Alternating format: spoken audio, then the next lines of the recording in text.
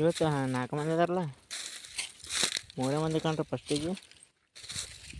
ಯಾವಾಗ ಬಂದ್ರಿ ಅಡಿ? ಎಷ್ಟು ಗಂಟೆ ಚಾಲು ಮಾಡ್ರಿ ಕೆಲಸ?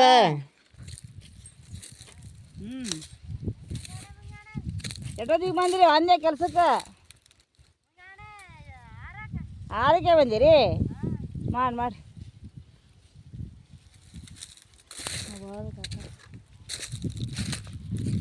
ಇನ್ನು ಇಲ್ಲಿ ತನಕ ಬರ್ಬೇಕಲ್ಲ ಅವರು.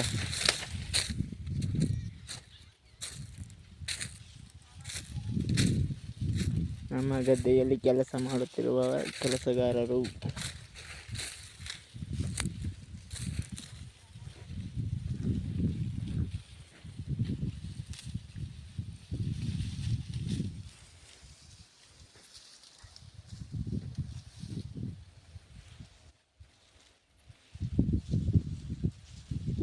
ಇವರು ನಮ್ಮ ತಾಯಿ.